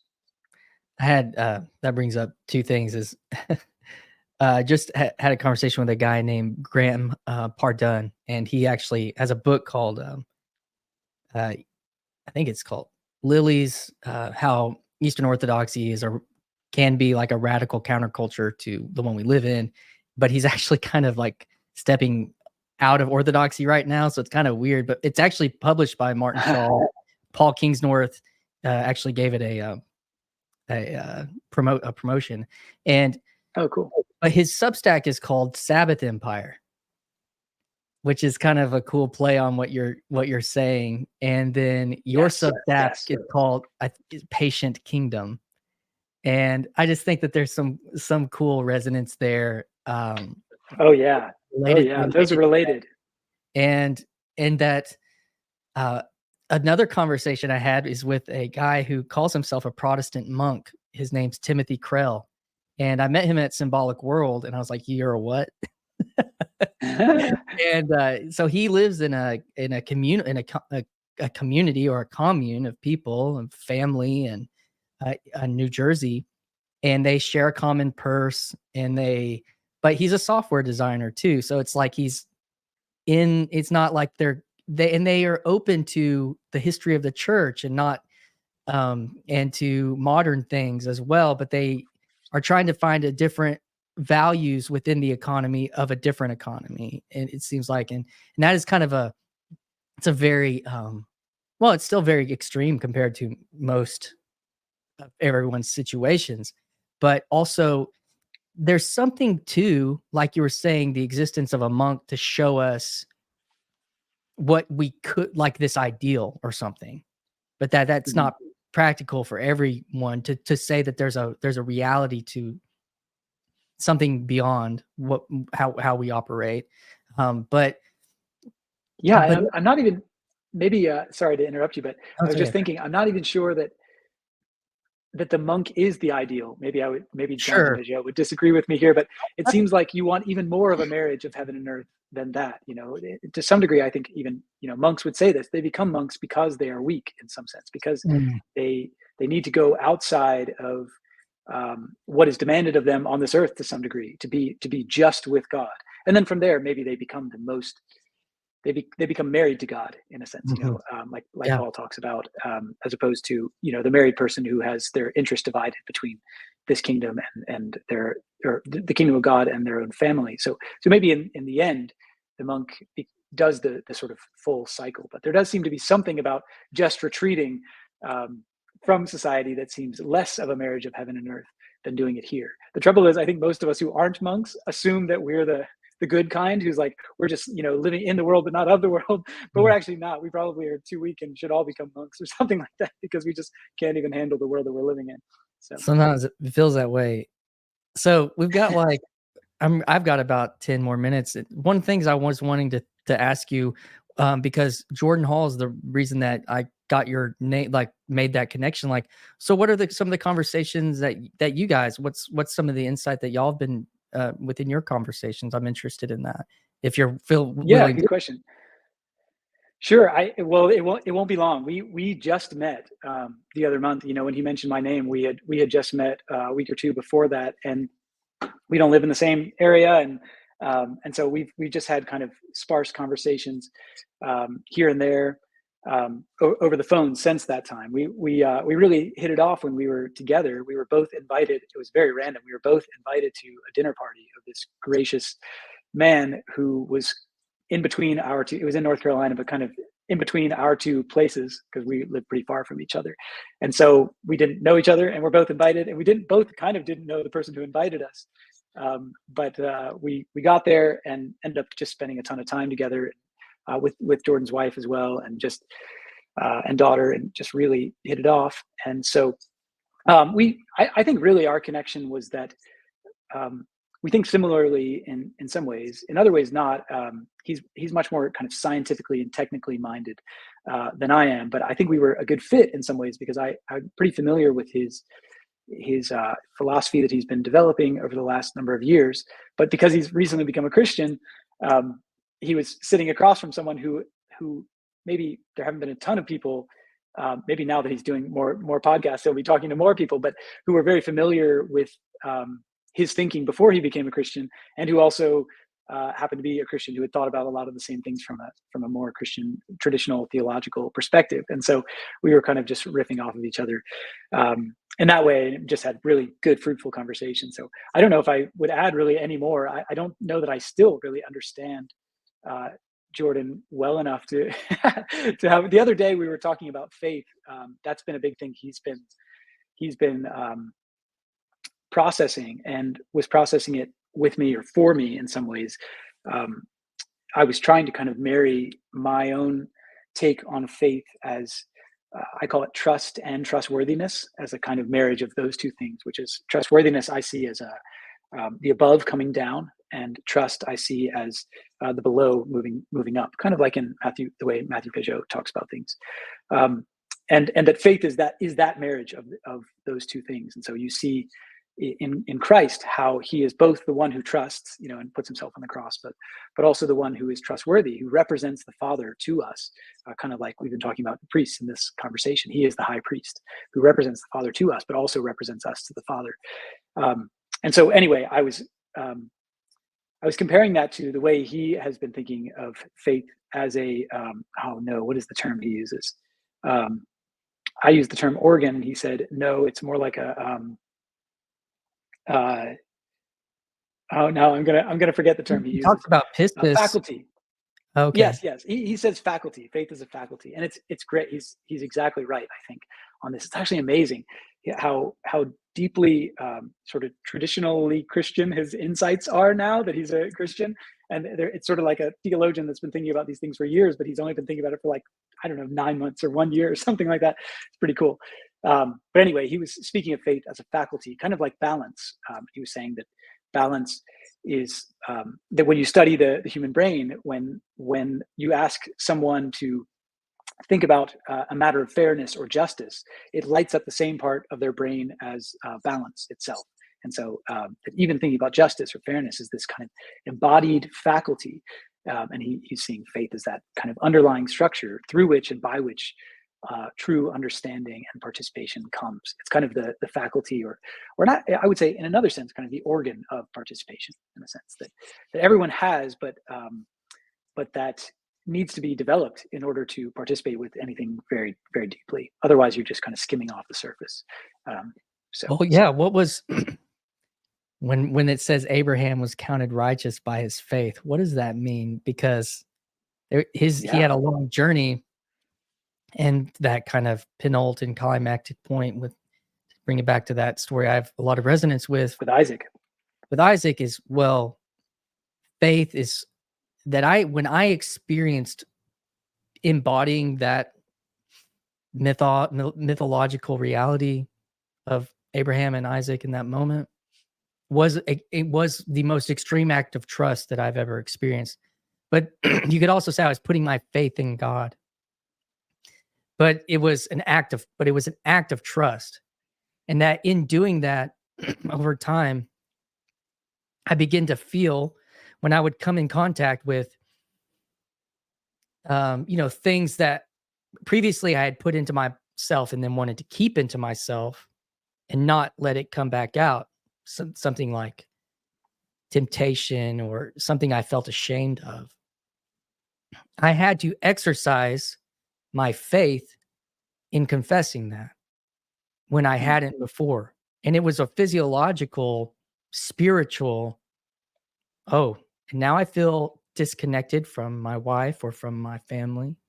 Like that breaks a type of intimacy, and it takes a type of vulnerability to share that and be honest about that. And of course, I want to kind of clarify, I'm not talking about doing what I had already done, but the fence is way down there. And if I do like this, get this close, like that's where that level has moved for me. So, good. And if I'm like, oh, well now, but it's attached to the same shame. And I think feeling that, and to that point, I have a whole bunch of questions and we didn't get to all of them, but one of them I said is, and it was actually attached to the podcast that you sent me to from the other gentleman's podcast. I can't recall the name of it off the top of my head. The natural theologian. Yeah, Joe Carini, the natural theologian. So, but that seeing Christianity as a journey rather than a moment of belief or faith, and that we've tried to, in our Western world, attached faith to belief. So almost inextricably. And that this also takes me to a very important scripture in my life, which is, or words or saying of Jesus saying that I am the way, the truth, and the life. Yes, and that the faith is kind of a way, is the way. And then we, to receive this person, and to trust is like a journey into a deep, and it's an exercise into that reality as opposed to just a mental assent that we try to hold on to. And yes, exactly. That's how this will kind of bring it full circle in some ways, because this comes back to priests a little bit. But if faith is participation, if it is not simply trust, but also trustworthiness, or the way they talk about pistis is as faith and faithfulness. It can be translated both of those ways, and you could see it as faith, our faith in Christ, or Christ's faithfulness to us. When Paul says we are saved by faith, there's been kind of a debate about whether that is our faith in Christ, or N.T. Wright has actually said he thinks it's more like Christ's faithfulness to us, because the genitive, I think it's genitive, can be translated either way. But I don't know that you need to choose, right? You could even say a third one, which is our faithfulness to Christ, our allegiance to Christ, which books have been written about that. The best term to translate that word pistis is allegiance, and I think that's true too. And so take all of them together to me, and I think that's what you see in Abraham putting his son on the altar. The way, as Protestants, that we've most often talked about this is that our works are the fruit of our faith, and of course that's true, and that's biblical. But we maybe miss that when we say that, we make faith this abstraction which doesn't include its works, right? That because Abraham did some other operation, which was faith in himself, maybe he assented to certain truths, then the fruit of that was that he could put his son on the altar. And I think that's partially true, but I don't know that it's true enough. I think maybe the deeper truth is he believed by putting his son on the altar. That was the participatory faith that was required of him, and it is by that he was counted as righteous. And that makes us nervous, because it sounds like then he's I don't know, righteous by works or something like that. But I don't know. There's language about that that seems to point to that as well, even in Paul's writing. Not, of course, salvation by works or something like that, but that our embodied representation, and not just representation, but enacting of our trust in him, which happens to be our trustworthiness. When we enact our trust in him, it is us being allegiant to him. That is what faith is. It is a meeting of heaven and earth. I really think. And if we only see the kind of from below up, then we don't get it. And so the way that comes back to priests, kind of as a last thought, is that makes faith kind of hard. It's not just, if it's not just I gave you some information, did you assent to it? If it's something deeper that maybe requires all of us, like Jesus says, it's not just come as you are, but it's also pick up your cross, deny yourself, follow me. Then, of course, you're going to need someone to lead you into that wilderness. You're going to need someone to show you how to participate in that. So this, to me, is the way I understand a pastor, a shepherd. If you're going to lead the sheep and you're going to go through the wilderness, the pastor's job is to cut the path. If it's basically just like, okay, we're a bunch of sheep and we're all going through the wilderness and everybody has to cut with their own machete, then Christianity becomes really only good for, the Navy SEAL level Christian, right? It's like, only if you're strong enough and have enough willpower with your own machete to cut your way through this wilderness and survive, then you can be a Christian. And everyone else who's not hard enough core to do that, your faith isn't really real. But I don't think that's ever been the way that Christianity is. It's that there are some whom we follow who cut paths through the wilderness, and then we walk the path. And then it's, trespassing is to go off the path. That's a bad idea. Going to the wilderness alone, that's a bad idea. But if there are paths, and our calling then is to walk those paths faithfully without trespassing, then it becomes something that not only Navy SEAL Christians can do, but that everyone can do. But of course, in order to do that, you need pastors, you need shepherds who are helping us to cut those paths. And ultimately, hopefully, we all become people who can cut paths for each other, like we've been talking about. But if nobody sees themselves as a path cutter and everyone's just kind of like, I don't know, I've got a machete, you've got a machete, let's see what we can do in this wilderness, a lot of people are going to die there. So some must lead the way. That's me bringing it back to what we were talking about before. But I think faith is taking the path through the wilderness. It is the walking. It is walking in the light. When Jesus says, the light has come into the world, but the people love the darkness because their deeds were evil. It's a way of him saying, look, the problem can't be solved by me just coming. It's a weird way to put it, but just because the light has appeared, if you still love the darkness, then you're not saved. Salvation is when you love the light. It's not just when the light has come. And so there's an extra step there, which is, as John ends up saying, to walk in the light. That is the sort of the depiction of what it looks like to be in him, to be truly saved, let's say, is to walk in the light rather than in the darkness. Man, I got you preaching, Ross. I got you preaching. Yeah, I know, man. And we joined about to run that surf camp for a bunch of months, so I got to get my preaching out right now before I just am pushing kids into waves for a number of months. Man. Well, thank you, Ross, for coming and participating in conversation with me, and us being able to find resonance and share these ideas and your ideas. And I encourage people to, again, check out his Substack, which is Patient Kingdom, and be looking out for him on X and everything. So Ross, thanks for hanging out with me today. It was a pleasure. Really had a great time talking with you. All right, man. Hey guys, thank you so much for tuning in and staying with us until the end of today's episode. Your support and digital connection is deeply meaningful to me. If you've enjoyed our conversation and believe these conversations bring real value to your life and in this space, please consider liking this video and subscribing to the channel. By doing so, you'll be helping me reach the goal of starting channel memberships, where we can continue to build a TLC, this little corner of the internet, sub-community. My hope is to be able to further cultivate digital community on this channel, to be a space where kindred souls can engage deeper in more intimate discussions and allow space for more private, monthly, yours truly small group conversations. In the future, I hope to expand this endeavor further, taking the yours truly conversation craft out on the road to have meaningful embodied dialogue with individuals from various corners of the corner. Together, let's continue to build spaces that further foster connection, growth, and understanding around deeply meaningful realities. Thank you again for being a part of this journey. Hi, this is Christian Baxter, and you're listening to Yours Truly, a place we go to think out loud.